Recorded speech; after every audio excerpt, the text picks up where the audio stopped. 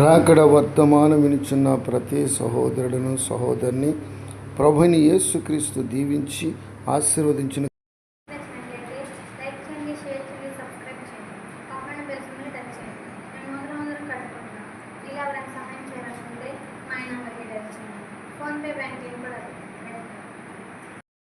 ఈరోజు అంశము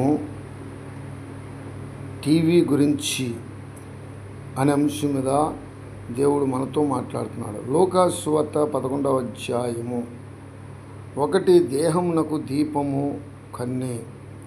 నీ దేహమునకు దీపము కన్నే గనుక నీ కన్ను తేటగా ఉంటే నీ దేహమంతయు వెలుగుమయమై ఉండును. అది చెడినదైతే దేహమును చీకటిమయమై ఉండును. ప్రియమైన దేవుని బిడ్డలారా, మన దేహమునకు దీపము కన్నే గనుక ఆ కన్ను చెడిపోకుండా మనము చూసుకోవాలి. కనుక 24 గంటలు మనము టీవీ దగ్గర కూర్చుని టీవీనే చూస్తే ఆ టీవీ మనకు ప్రియమైన దేవుల ఆత్మీయ జీవితంలో మనల్ని ముందుకు సాగించదు, ముందుకి నడపదు. కనుక ఈ టీవీ అన్నది పెద్ద భూతముగా దేవుని యొక్క దృష్టిలో కనిపిస్తుంది. కనుక ప్రియమైన ఈ టీవీ వల్ల మనకు కలిసి వచ్చేది ఈ టీవీ వార్తలు వినటానికే కానీ అందులో మంచిది తీసుకోవాలి కానీ చెడును మనం విడిచిపెట్టేయాలి. ఇప్పుడు యవనస్తులు ఏం చేస్తారంటే చెడును తీసుకుంటారో మంచిని తీసుకుంటారు. కానీ ప్రియమైన ఈ టీవీ వల్ల మనకు అనారోగ్యము, ఆరోగ్యము, కన్ను దృష్టి క్షీణించిపోతుంది. కనుక దేవుని యొక్క వాక్యాన్ని వినటానికి ఉండదు. రెండవదిగా నరుల దృష్టి కానేరదు. సామెతల గ్రంథము 27వ అధ్యాయం 20వ వచనం అన్నాడు, పాతాళమునకును అగాధమునకును తృప్తి కానేరదు, అలాగున నరుని దృష్టి తృప్తి కానేరదు. గనుక ప్రియమైన సహోదరుడా సహోదరి, పాతాళమునకును అగాధమునకును తృప్తి ఎలాగైతే కానేరదో ఇంకా మింగాలని చూస్తుంది కానీ తృప్తి పడదు. అలాగే మన కన్ను దృష్టి కూడా తృప్తి కానేరదు. కనుక మన కన్నుని మనం జాగ్రత్తగా కాపాడుకొని మన కన్నును చూసిన దానివల్ల మన హృదయాన్ని పొందుకోకుండా జాగ్రత్తగా చూసుకోవాలని మనం చేస్తున్నాను. మూడవదిగా ప్రియమైన సహోదరుడా, నా కన్ను దృష్టి అన్నాడు. కనుక కీర్తన గ్రంథము 101వ కీర్తన 3వ వచనం అన్నాడు, నా కన్నుల ఎదుట నేను ఏ దుష్కార్యమును ఉంచుకొనను. భక్తి మార్గము తొలగిన వారి క్రియలు నాకు అసహ్యములు, అవి నాకు అంటనీయను. ఈ భక్తుడు ఏమన్నాడంటే నా కన్నుల ఎదుట నేను ఏ దుష్కార్యం ఉంచుకోను అన్నాడు. నాలుగవదిగా దుష్టుల పాతాళమునకు పోదురు.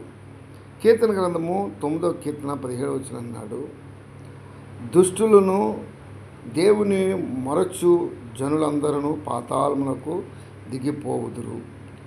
దరిద్రులు నిత్యము మరువబడరు, బాధపడు వారి నిరీక్షణ స్వధము ఎన్నటికీ నశించదు. కనుక దుష్టులు ప్రియమైన పాతాళములకు పోతారు. ఐదవదిగా ప్రియమైన సహోదరుడా, దేవుని కంటేనే సుఖానుభవం అనుభవించేవారు. 2 తిమోతి పత్రిక 3వ అధ్యాయం 4వ వచనం అన్నాడు, ద్రోహులు, మూర్ఖులు, గర్వంధులు దేవుని కంటే సుఖానుభవం ఎక్కువగా ప్రేమించువారు పైకి భక్తి గల వారి వలె ఉందురు కానీ దాని శక్తిని ఆశ్రయించని వారిని ఎందురు. ఇటు వారికి విముఖుడవై ఉండకము. పైకి ఎంతో భక్తి గల వారుగా ఉంటారు. మేము భక్తి చేస్తున్నాము, మేమే భక్తిలో నిలబడ్డాము, మేమే విశ్వాసులు అన్నట్టుగా ఫీల్ అవుతారు. ఇటువంటి వారికి సుఖము దేవుని కంటే అనుభవించే వారికి దూరంగా ఉండాలి. ఆరవదిగా చూచుట చేత కన్ను తృప్తి పొందదు. ప్రసంగం 4:8 వచ్చినాడు, ఒంటరిగా వాడు కష్టపడుతున్నాడు, జతగాడు లేడు, కుమారుడు లేడు, స్నేహితుడు లేడు, ఎంత సంపాదించినా ఎంత కష్టపడిన తృప్తి లేని బ్రతుకు వాడు బ్రతుకుచున్నాడు. అయ్యో నేను ఇంత కష్టపడుతున్నానే అని అనుకున్నాడు. ఇదియో వ్యర్థమైనదని ప్రసంగి రాస్తున్నాడు ప్రేమ. కనుక మనము చాలా విశ్వాసము కలిగి దేవుని యందు భయభక్తులు కలిగి మనం సంపాదించుకోవచ్చు, కష్టపడవచ్చు. కలిగిన దాన్ని బట్టి ఎవరైతే తృప్తి పడతారో వారే ధన్యులు, వారే దేవుని చేత నిత్య జీవమునకు వారసులవుతారని దేవుని యొక్క వాక్యము చెప్తుంది. కనుక ఎంత కష్టపడినా ఒక్కొక్కరు కష్టపడతాడు కానీ సంపాదన ఉండదు. ఒకళ్ళు సంపాదిస్తారు, కష్టపడతారు కానీ అది నిలుస్తుంది. కనుక మనం సంపాదించుకుని పరలోక రాజ్యం మనం సంపాదించుకుని పరలోకముందు విశ్వాసం నుంచి పరలోక రాజ్యంలో ప్రవేశించాలని మనం చేస్తున్నాను. 7వదిగా ప్రియమైన హేయమైనది ఇంటికి తేకూడదు. హేయమైనది ఇంటికి తేకూడదు. ద్వితీయోపదేశకాండం 7:26 అన్నాడు, దానివల్ల నీవును శాపగ్రస్తులు కాకుండానట్లు నీవి హేయమైన దానిని ఇంటికి తేకూడదు, అది శాపగ్రస్తమై గనుక దాన్ని పూర్తిగా రోసి దాని యందు బొత్తిగా అసహ్యపడవలను. గనుక ప్రియమైన దాన్ని త్రోసివేయాలి. దేవునికి హేయమైనది, దేవుని దృష్టికి హేయమైనది అది ఏది మన ఇంటికి తీసుకుని రాకూడదు. పంది మాంసం తీసుకురాకూడదు, పంది కుక్కలను తీసుకురాకూడదు. ప్రియమైనది దేవునికి ఇష్టం లేనిది ఏ వస్తువు కూడా మన ఇంట్లో పెట్టుకోకూడదు. దేవునికి ఇష్టమైనది, దేవునికి ఇంపైనది, పెరిగి నలిగిన హృదయాన్ని దేవునికి సమర్పించాలి.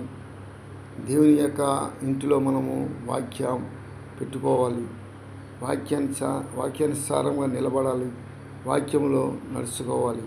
ప్రేమని హేయమైన వస్తువులు ఏది కూడా మన ఇంట్లో పెట్టుకుని శాపాలు తెచ్చుకోవద్దు, శాపగ్రస్తులు అవ్వద్దు. కనుక శాపాలకు దూరంగా ఉందాం, లోకమునకు దూరంగా ఉందాం, స్నేహాలకు దూరంగా ఉందాం, హేయమైన వస్తువులకు దూరంగా ఉందాం. ఆత్మీయ జీవితంలో బలపడదాం, ఆత్మీయ జీవితంలో ముందుకు సాగుదాం, దేవుని యొక్క అడుగుజాలు నడుద్దాం, దేవుని యొక్క చిత్తానుసారం ఉందాం. ఏమైనా వస్తువు, టీవీ, పంది మాంసము, పంది కొక్కులు ఇవన్నీ కూడా దేవునికి ఏమైనవి. టీవీ ఎక్కువగా చూస్తే మన చూపు ప్రేమ క్షీణించిపోతుంది, మన చూపు తగ్గిపోద్ది, మనకు ఆరోగ్యము పోతుంది, ఆరోగ్యం బలహీనమైపోతుంది. కనుక వీటన్నిటికి మనము దూరముగా ఉండి ఏమైనా వస్తువులను ఇంట్లోకి తీసుకురాకుండా ప్రభు అయిన యేసుక్రీస్తునందు విశ్వాసం నుంచి ముందుకు సాగుదాం. దేవుడి యొక్క మాటలను దీవించి ఆశీర్వదించునుగాక. ప్రార్థన. మమ్మలను మిక్కిలిగా ప్రేమించిన మా యేసయ్య, నీకు వందనాలు, స్తోత్రాలు తండ్రి. సర్వాధికారమైన మా యేసుక్రీస్తు ప్రభువా, నీకు స్తోత్రాలు. ఈ ఉదయకాలమందు నాయన టీవీ అనే దాని గురించి మాట్లాడారు. కనుక ఏమైనా వస్తువులు ఏది కూడా ఇంట్లోనికి తీసుకురాకూడదన్నా ప్రభాభూతముగా ఉన్న ఈ టీవీ విషయంలో కానీ, ఈ టీవీ ప్రభా నాయన యవనస్తులు చూస్తారు కానీ మంచిని తీసుకుంటామని చెడుని కూడా తీసుకున్నారు. కనుక ఇటువంటిది కూడా ఏమైనా వస్తువుగా నువ్వు భావిస్తున్నావు. కనుక ఈ పంది మాంసం, పంది కుక్కలు ఇటువంటివి కూడా ఏమైనా వస్తువులు కనుక వీటిని ఇంట్లోనికి తీసుకురాకుండా ఆయన దూరంగా ఉంచడాన్ని కృపను గురించి నడిపించు. ప్రతి యవనస్తులతో మాట్లాడు.